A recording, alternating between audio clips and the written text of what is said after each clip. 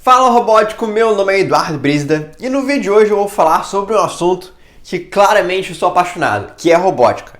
Mas dessa vez eu não vou ensinar sobre um robô específico ou alguma programação. No vídeo de hoje eu vou falar sobre as 6 áreas em que a robótica pode ser utilizada e eu vou te dizer, a última tem aplicações incríveis que eu duvido que você conhece.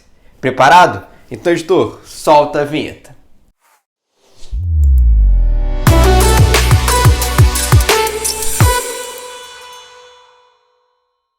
Antes da gente entrar no assunto dos tipos de robótica, é importante entender o que é a robótica, né? Porque entendendo o que significa robótica, a gente vai conseguir perceber melhor o motivo da robótica ser utilizada em cada área que veremos aqui.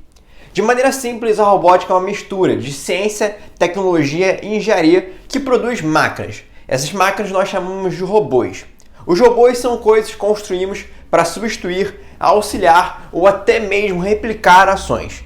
Alguns exemplos mais simples que nós vemos em filmes, como o R2-D2 e C-3PO, dos filmes Star Wars, e o Wall-E da Disney. Outro detalhe muito interessante é que um robô não tem um formato específico. Existem diversos modelos de robôs e cada aplicação pode precisar de um formato diferente que vai de alguma forma melhorar a performance do robô. Por exemplo, braços robóticos para montagem de peças dos carros não precisa necessariamente ter pernas, não é? Ele só precisa ter a garra e uma capacidade de giro para conseguir encaixar e movimentar o braço para onde quiser. Aliás, eu fiz um vídeo aqui no canal sobre como construir um braço robótico. Eu vou deixar na descrição do vídeo, depois vale a pena conferir. O único detalhe que todo robô precisa ter é ser físico. Um software, uma inteligência artificial não é considerado robô. Por exemplo, um chatbot que normalmente vemos quando fazemos compra online, ou até mesmo os chamados robôs financeiros que automatizam tarefas no mercado financeiro.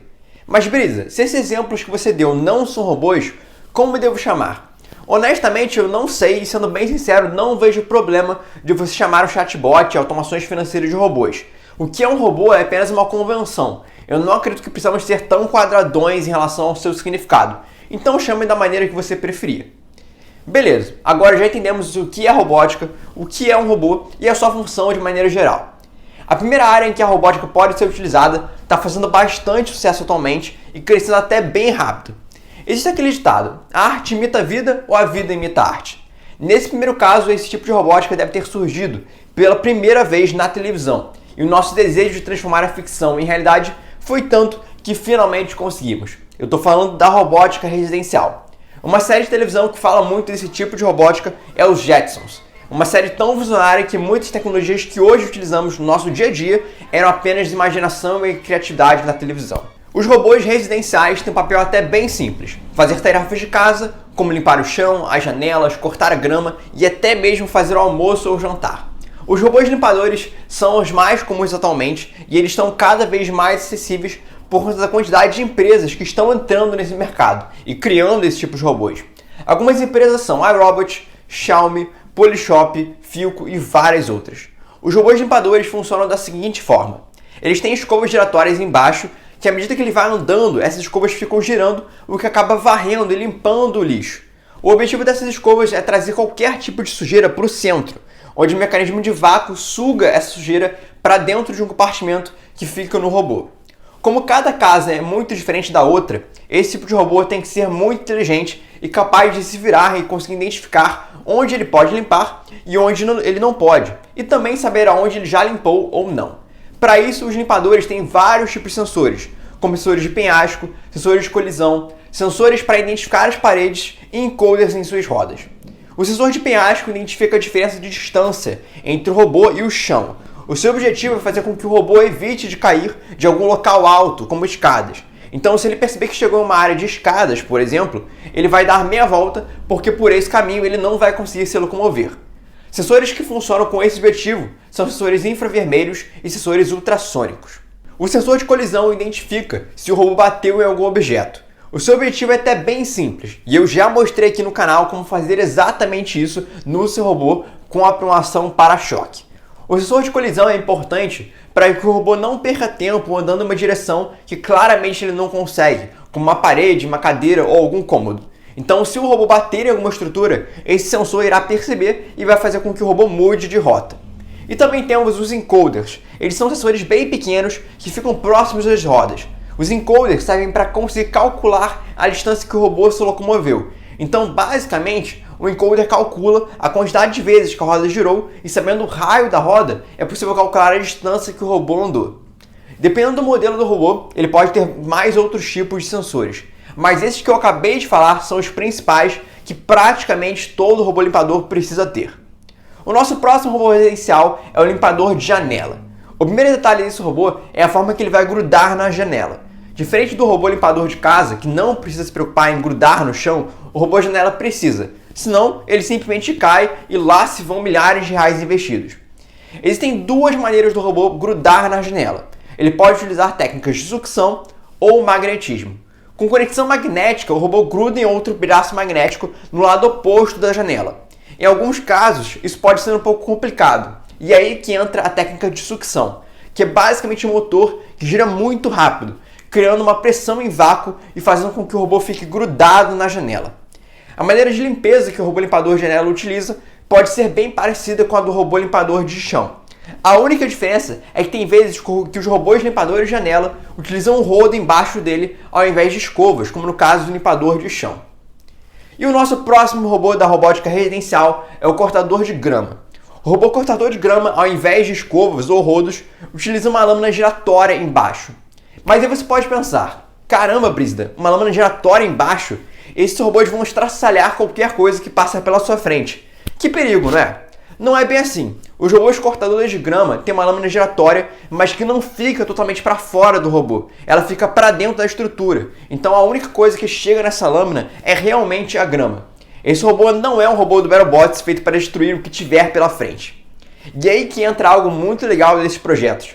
Os engenheiros responsáveis por esses robôs pensam nesse detalhe de segurança das pessoas, em fazer um robô não apenas funcional, mas seguro, a ponto de chances de gerar algum dano em qualquer pessoa ser muito pequena.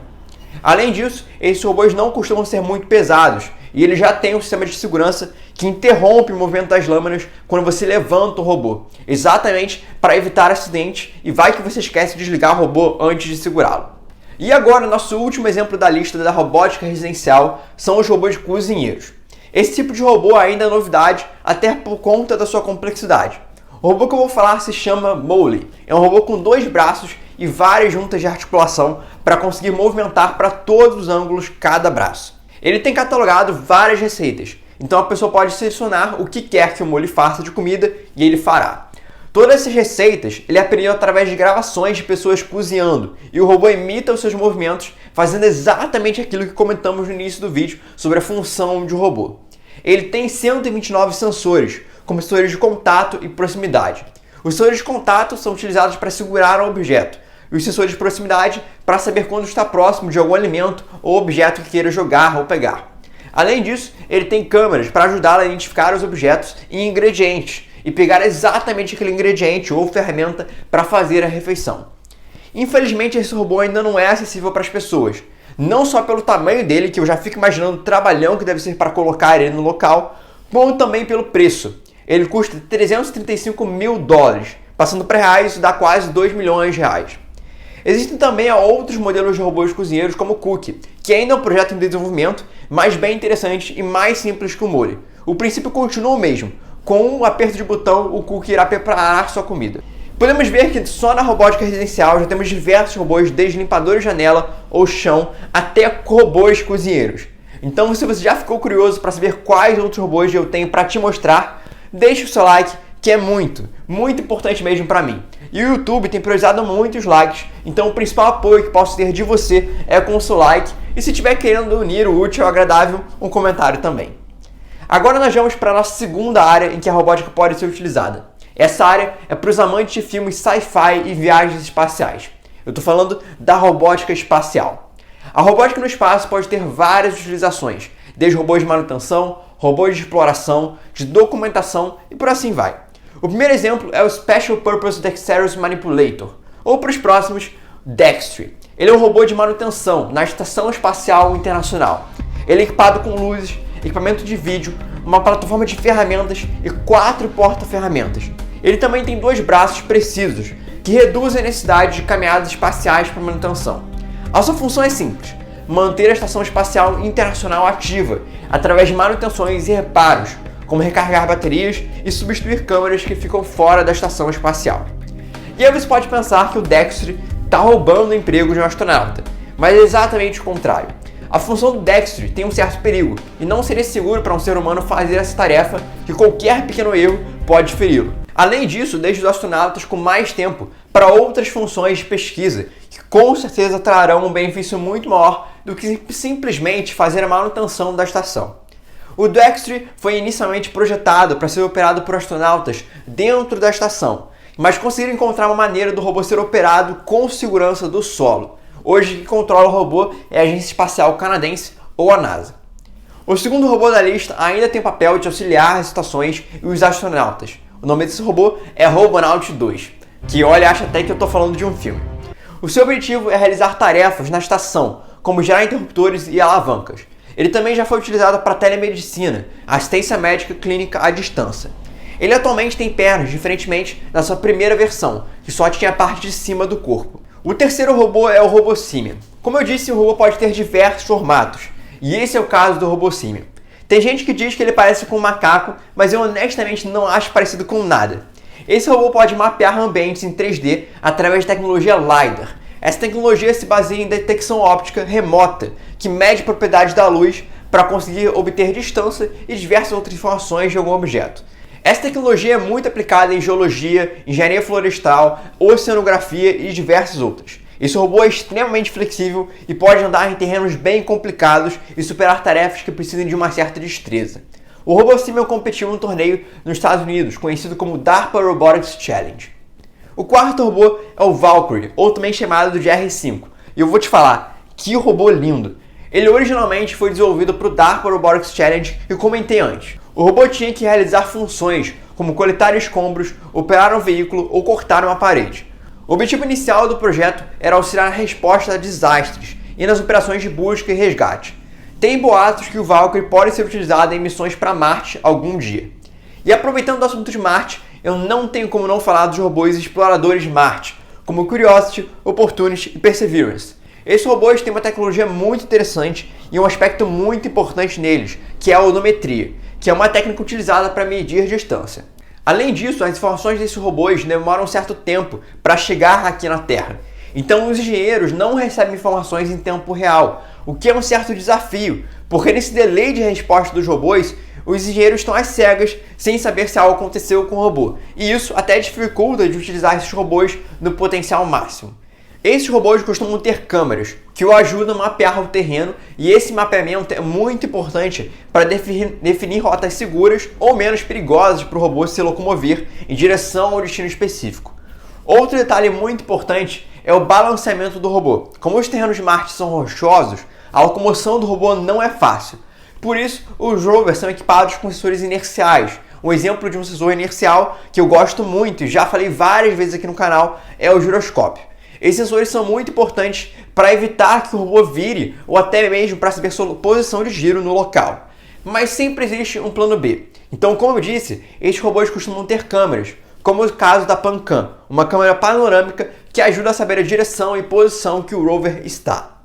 A nossa terceira área em que a robótica pode ser aplicada é muito interessante para a galera que vai participar da FLL temporada Carro Connect. Eu estou falando da robótica de transporte.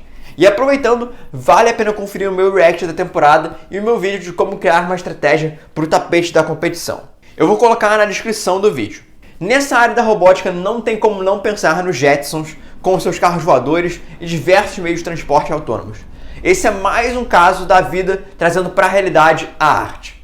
O primeiro exemplo são os ônibus autônomos. Eles ainda não são comuns aqui no Brasil, pelo menos eu nunca vi um, mas lá fora estão ficando cada vez mais comuns, em cidades como Paris, Las Vegas, Tóquio e Dubai. Além disso, tem também na Alemanha uma empresa chamada EasyMile, que produz dois tipos de ônibus ou caminhões autônomos.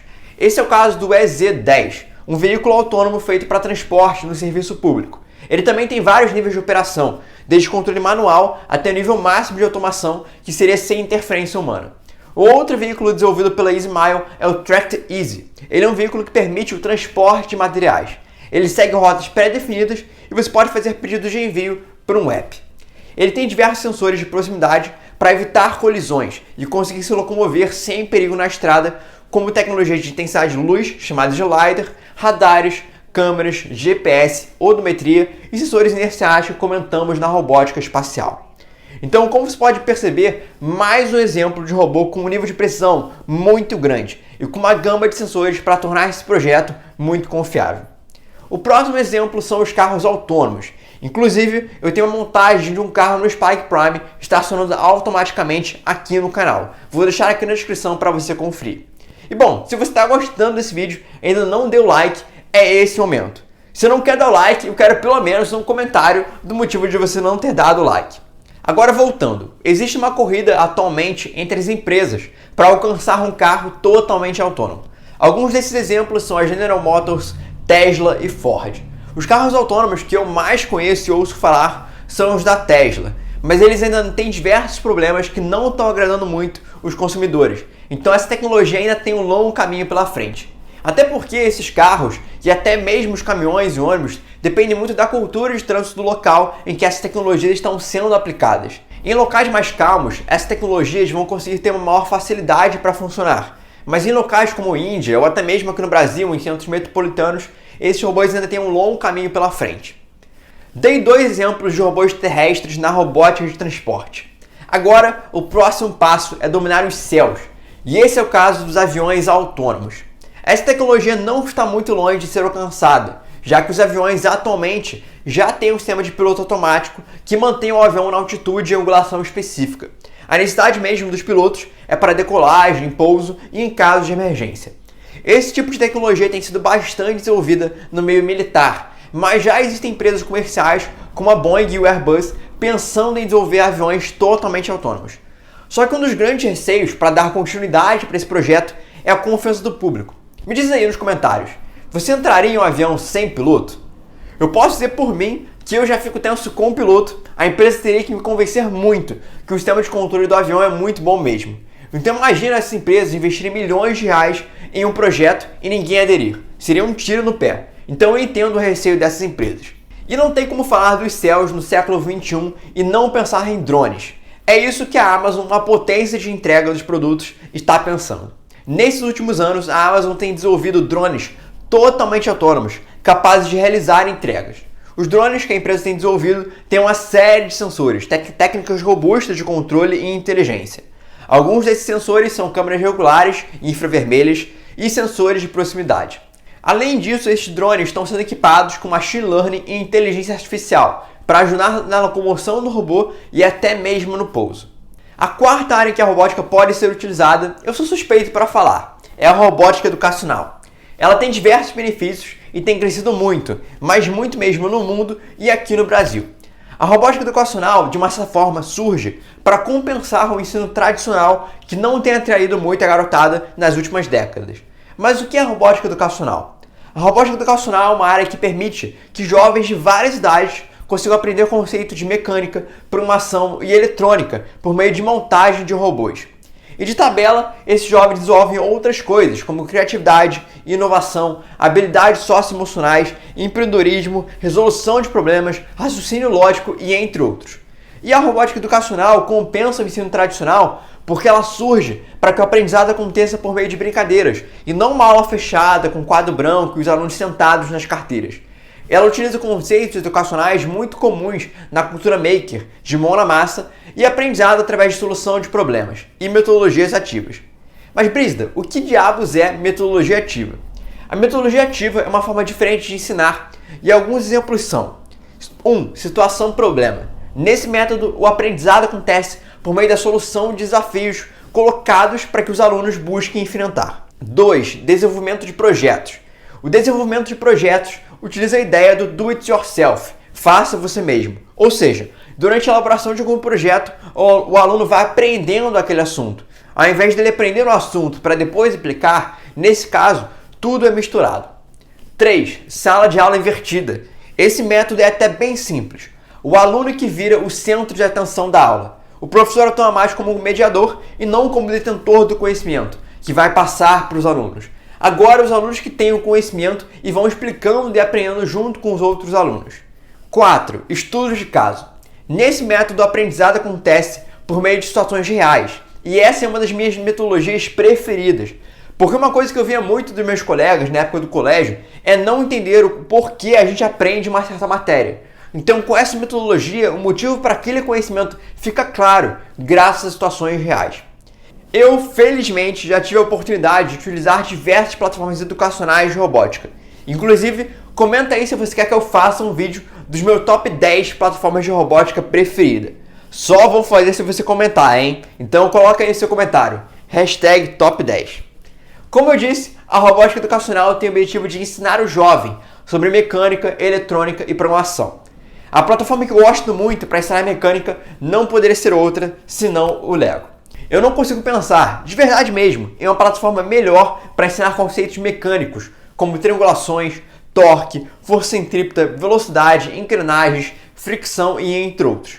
Qualquer outro kit ou material para explicar as mesmas coisas seriam muito mais difíceis de reproduzir ou até mesmo mais caros, pensando em médio a longo prazo.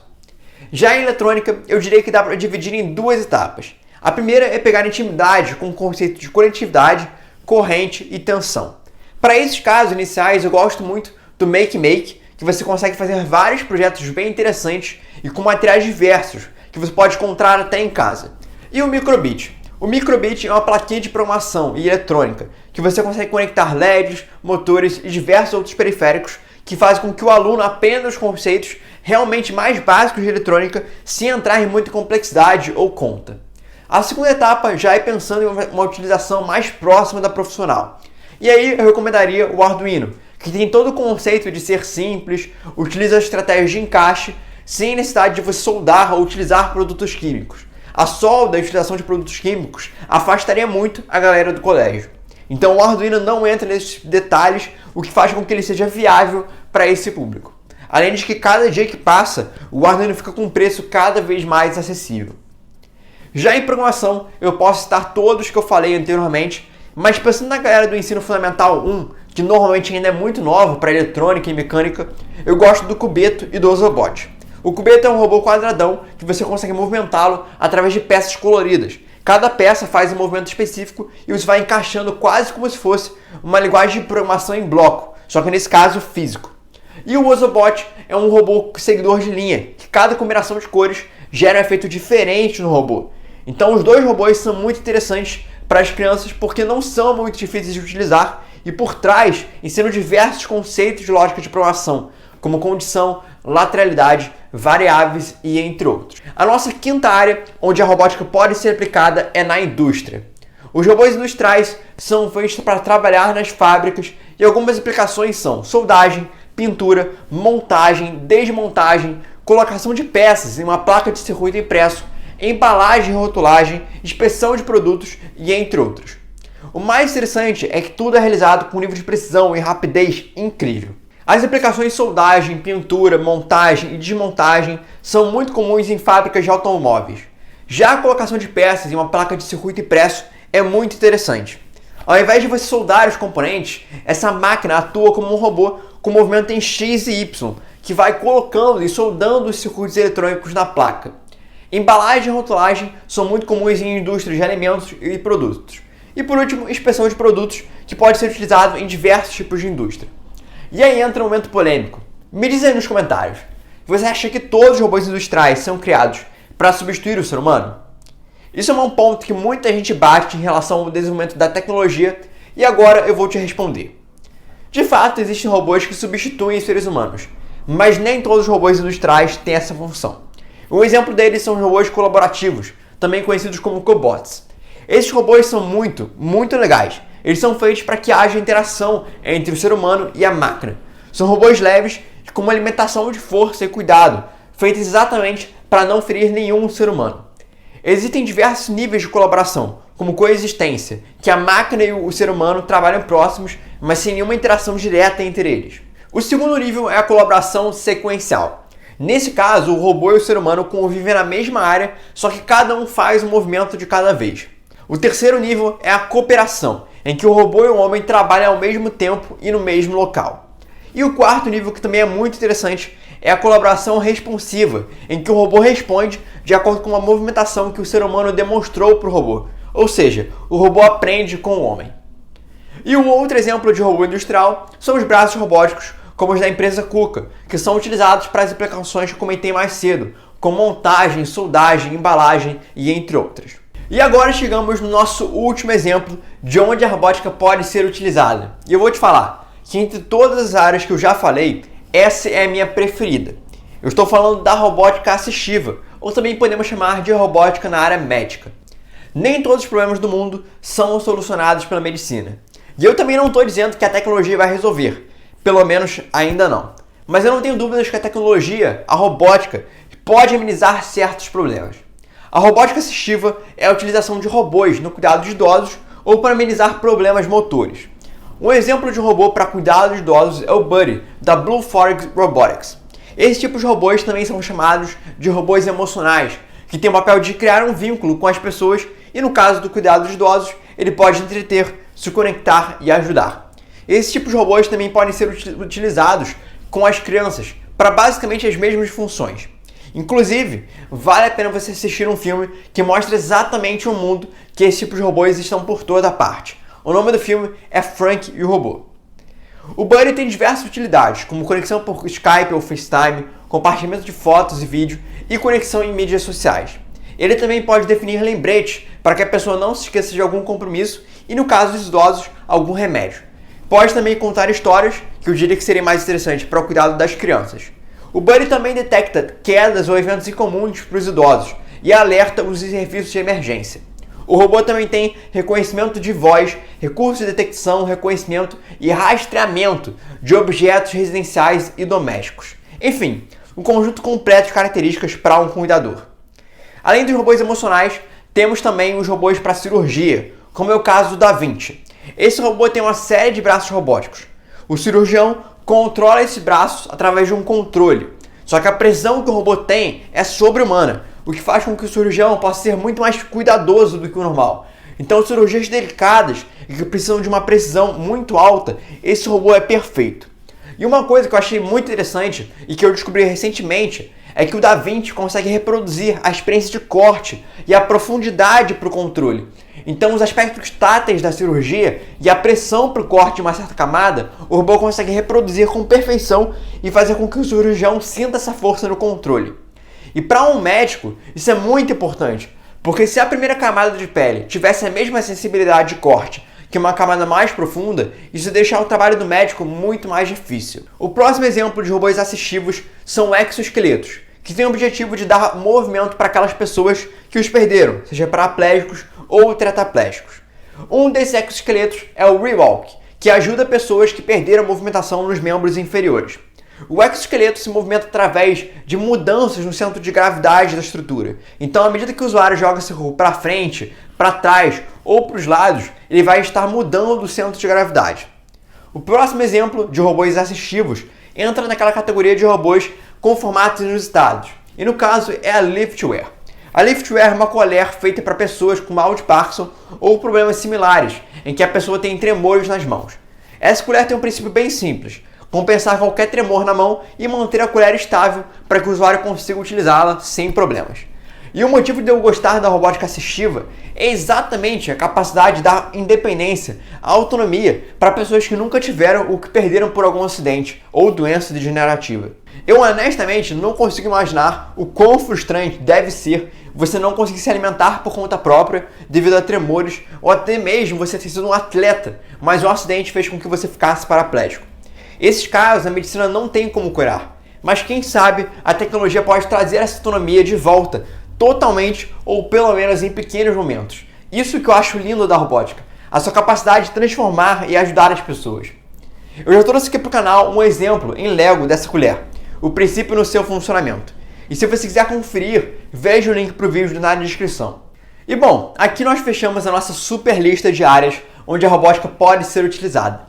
Espero que você tenha gostado desse vídeo e se você gostou, não esqueça do like, porque esse conteúdo deu um trabalhão de pesquisa e roteiro. Você não tem nem ideia. Então o seu like é o maior incentivo possível para que eu faça mais conteúdos como esse, em que eu mostro um pouco do potencial da robótica.